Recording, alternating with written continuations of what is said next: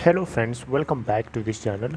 दोस्तों, इस वीडियो में हम लोग बात करेंगे जेट एयरवेज के ऊपर। लेकिन शुरू करें उससे पहले आपसे दो रिक्वेस्ट करना चाहूँगा। पहली रिक्वेस्ट कि अगर आपको डीमेट या ट्रेडिंग अकाउंट ओपन कराना है तो डिस्क्रिप्शन बॉक्स में एक लिंक ड्रॉप किया गया है, आपके लिए आप देख सकते हैं। दूसरी रिक्वेस्ट ये है कि अगर आप इस चैनल को फाइनेंस मार्केट को फर्स्ट टाइम देख रहे हैं तो सब्सक्राइब करके बेल आइकन को हिट कर लीजिए ताकि आपको हर वीडियोज़ की नोटिफिकेशन मिलती रहे और आप सबसे पहले देख पाएंगे। दोस्तों, जेट एयरवेज के अंदर हम लोगों ने लास्ट ट्रेडिंग सेशन में गिरावट हमें देखने को मिली थी। 114.15 के लोअर सर्किट के ऊपर ओपन हुआ और वहीं पे बंद भी हो गया।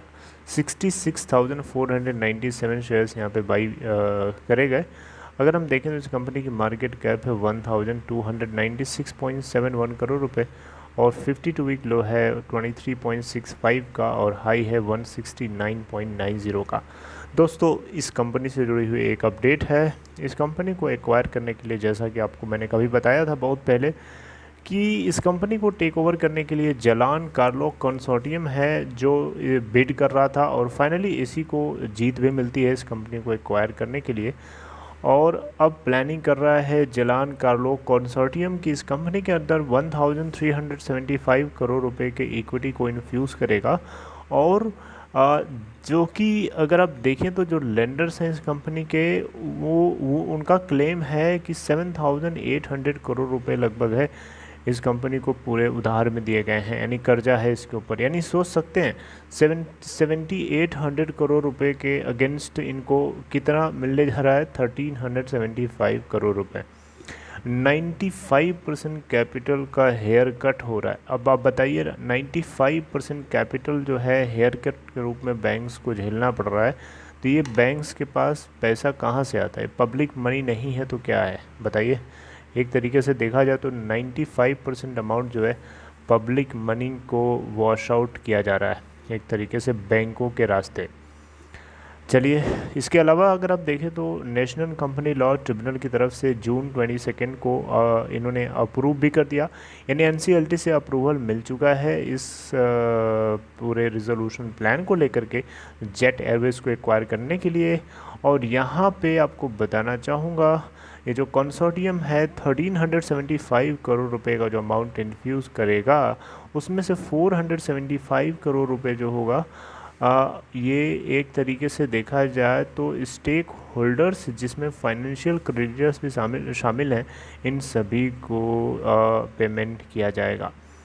और 900 करोड़ रुपए का जो अमाउंट होगा वो कैपिटल एक्सपेंडिचर और वर्किंग कैपिटल के ज़रूरत को पूरा करने के लिए स्पेंड किया जाएगा, राइट, ताकि इस एयरलाइन को फंक्शनल बनाया जा सके।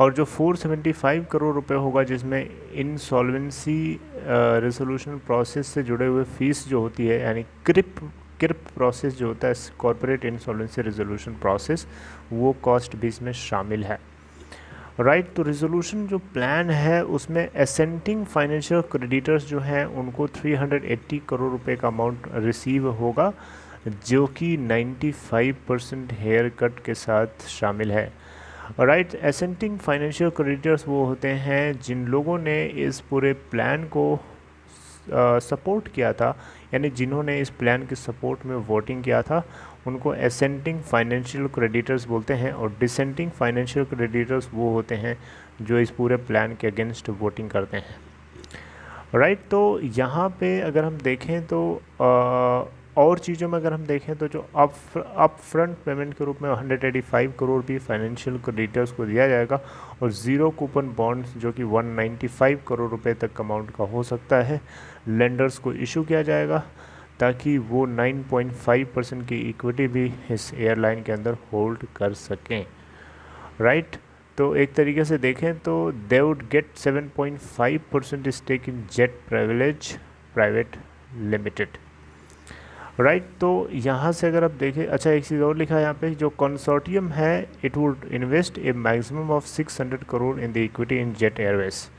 600 करोड़ रुपए का मैक्सिमम इक्विटी भी आप इन्फ्यूज़ कर सकता है। और 1375 करोड़ रुपए का जो अमाउंट है वो टोटल अमाउंट है जिसमें सब कुछ शामिल है। तो देख सकते हैं 7,807 करोड़ के अगेंस्ट 1375 करोड़ का अमाउंट सिर्फ इन्फ्यूज़ किया जा रहा है इस कंपनी के अंदर, राइट। तो बहरहाल देखिए, अब जेट एयरवेज़ के अंदर जो भी कुछ होना था हो गया।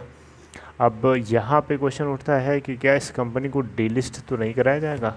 तो दोस्तों, डीलिस्ट कराने की बात तो कहीं पे करी नहीं गई है, तो इसलिए हम ऐसा कुछ नहीं सोचेंगे। हम यही मान के चलेंगे कि इस कंपनी को कैरी ऑन किया जाएगा, यानी इसकी इक्विटी को ज़ीरो नहीं किया जाएगा। राइट, आप देख सकते हैं इसके ट्रेडिंग विंडो के अंदर जा कर के लास्ट के कई ट्रेडिंग सेशन से लगभग 5 दिनों को एक्टिविटी देखें तो हमें लास्ट के 3 ट्रेडिंग सेशन में गिरावट देखने को मिली है। लास्ट के 1 महीने की सिचुएशन देखें या 3 महीने की सिचुएशन देखें, हमें लगातार इसके अंदर अपर सर्किट लगता हुआ दिखाई दिया है। जो कुछ आगे न्यूज़ आती है मुझे पता चलेगी तो मैं आपको अपडेट करने की कोशिश करूँगा। See you guys, see you friends, next time, take care.